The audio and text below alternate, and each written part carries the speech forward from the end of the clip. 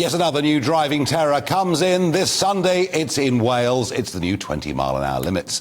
They'll be in virtually every town and village in Wales. There will be one or two exemptions, but the Welsh Government tells us it's to encourage more people to walk and cycle in our communities. It's to safeguard the environment. And I have to say, folks, I don't particularly mind a 20-mile-an-hour speed limit at 8 o'clock in the morning, at 3:30 in the afternoon, when the kids are coming out of school.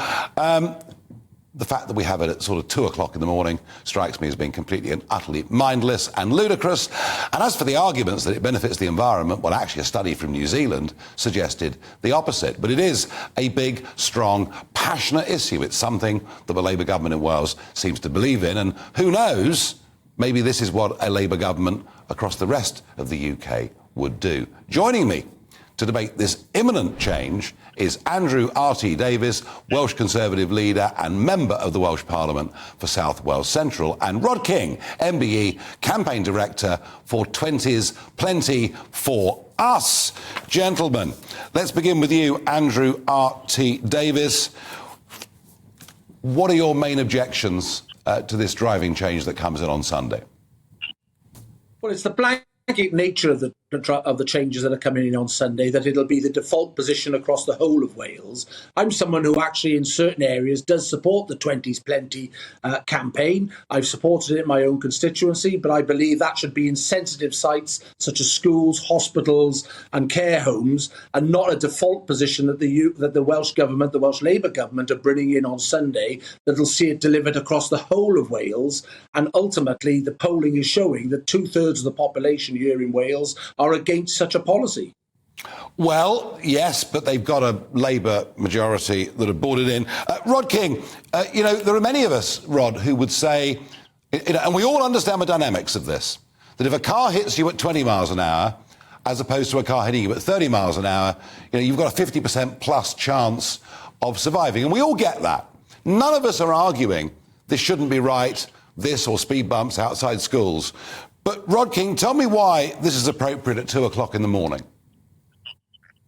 Well, of course, that's like any speed limit. You could equally say exactly the same about any speed limit which you've got. So that's the end of really that particular question. One thing which we do know is that 20-mile-an-hour limits where people are, and I think we've got to remember that Andrew actually agrees with us on this.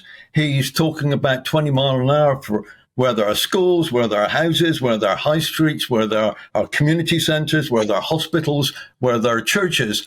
And when we add all these places up, it's most places in our communities, in our towns and villages. And in those places, that's where we put street lighting, so that the people walking around can actually both see, and with 20 miles an hour, they can be protected. And of course, there are some places where we have street lights, which people don't walk or cycle or don't live or aren't in those places. And that's where local authorities can set exceptions, because this is a default. And therefore, we have that national standard agreeing with what Andrew talks about, which is where there's communities, where there's houses, where there's schools. Yeah, but Rod, common sense dictates. Common sense dictates that that's only at certain times of the day, and that actually 20 miles an hour is ludicrously slow at other times of the day. I mean, it is ridiculously, pitifully slow, isn't it? I think most of the time, if you can go at 20 miles an hour, outside of those peak times, then you'll find you can get to most places within a urban or a village or a town environment fairly quickly at 20 miles an hour. It means you can get across a town which is 10 miles wide in about 15 minutes. So for most of our communities, that's really great. And as I said, we have 61 local authorities out of 133 in England have already set 20 mile an hour for most roads, with exceptions. What is really smart in Wales is that rather than have to individually set traffic regulation orders for all those streets, they can say, right, what was 30 will be a 30, but there can be exceptions exactly the same as there were before, where you had a default 30. And those local authorities. 40. Those local authorities in England that are going in the same direction, Andrew RT Davies, tend to be Labour-controlled authorities. Is this, in your view, the Labour Party's war on the car driver? Well, Keir Starmer's on record as saying for what we would do in Westminster if we were to form a government, look to what we're doing in Wales. So I think the evidence speaks for itself when the leader of the Labour Party, who could potentially, if the people voted him in, be the next Prime Minister, would like to see this across the whole of the United Kingdom. But let's not forget also that there's the economic argument that the Welsh Labour government's own papers show that this potentially could have a cost implication to the Welsh economy of nearly £9 billion. The median figure that they use is £4.5 billion. In any consideration, that is a considerable sum of money. And let's not forget the minister who's driving this policy, the Deputy Minister for Transport, when he was the Deputy Minister for the Economy, said that when it came to the economy, he didn't know what he was doing. Those were his words, not mine. Now, none of us want to see another one casualty on our roads. We want safety on our roads. And that's why, in my opening remarks, I said that there are areas that 20 plenty is a sensible course of action, such as care homes, schools and hospitals and other sensitive sites. But having this blanket ban stretched across the whole of Wales come Sunday night is not the way forward and is not winning over people to sign up to this policy. But the government are forcing it on the people of Wales. And as of Sunday night, we will have that policy in place that will have a detrimental impact on the economy. And we've also seen bus operators withdrawing services because they cannot keep to the timetable because those services will take longer to do their routes. Those aren't my words. Those are the bus operators themselves highlight. Rod, do you understand? Rod, do you understand why there are many of us, and we hate the ULEZ extension, we hate speed cameras, we hate the idea that we're becoming the most monitored, surveilled and fined country in the so-called free world? Do you understand that fundamental libertarian objection to this? I can understand that objection to it, but I'm not involved in any of those things.